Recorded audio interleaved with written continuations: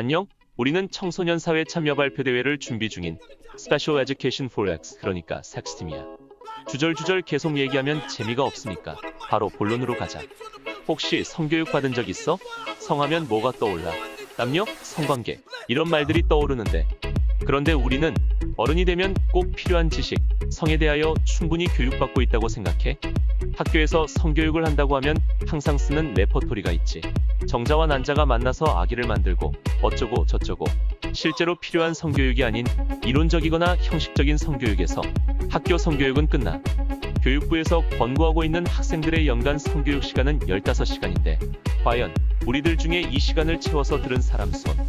없어. 대부분 주요 과목들에 밀려 매년 의무적으로 시행하도록 되어 있는 성폭력 예방 의무교육 1시간만 이수하는 학교가 대부분일 거야. 우리나라에는 통일된 성교육 표준안이 존재하는데 이 표준안마저 발표 직후 엄청나게 욕을 먹고 현재는 교육부 홈페이지에서 내려갔지.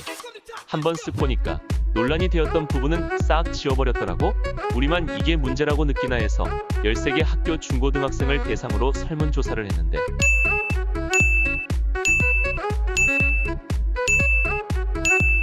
나라 돌아가는 꼬라지가 딱 보면 나오죠. 청소년들의 공통된 의견은 너무 보수적이고 이론적인 수업이라는 거였지. 청소년들의 공감대를 확인한 후 전문가들의 의견 또한 듣기 위해 수원시 청소년 성문화센터에서 성교육을 이수했고 한송희 센터장님, 우호경 복권교육포럼 회장님과 인터뷰를 진행하며 귀중한 의견들을 들을 수 있었어.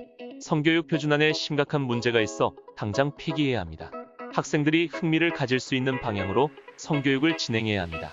이 말고도 학생들이 현재 성교육에 많이 실망한 상태이며 성교육 자체에 흥미를 잃은 것이 현주소라는 것도 확인할 수 있었어.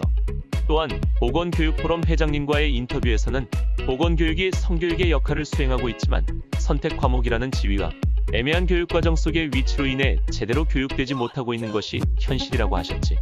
이후 학교에 보급되고 있는 보건교과서들을 면밀히 분석한 결과 보건교과목이 일선 학교에서 더욱 활발히 교육될 수 있도록 하는 것이 최선이라는 결론에 도달했지. 우리는 이제 교육부에 민원도 넣고 국민 제안도 하면서 학생들의 의사를 적극적으로 표현할 예정이고 정치적 영향력을 갖고 있는 국회의원님이나 노골적인 성교육에 반대하시는 학부모님들의 의견 또한 듣기 위해 학부모 단체에도 연락을 취했는데 다 씹혔어. 우리는 최종적으로 현실적인 실현을 위해 SNS상으로 카드뉴스를 제작해서 성교육에 대한 인식 개선과 공감대 형성 또한 목표하고 있지. 마지막으로 진지하게 몇 마디만 할게. 학생 여러분, 변화를 만들기 위해서는 그 자리에 있는 사람들의 노력이 필요합니다. 지금껏 여러 시민단체와 활동가들이 한국의 성교육 실태를 비판했지만 학생들이 직접 자신들의 의견을 피력한 적은 거의 없습니다. 각자의 자리에서 개선을 요구하고 우리가 어떤 교육을 원하는지 적극적으로 이야기해요. 분명히 필요한 교육, 그러나 하지 않는 교육, 한국의 성교육을 바꾸기 위해 여러분들의 힘이 필요합니다.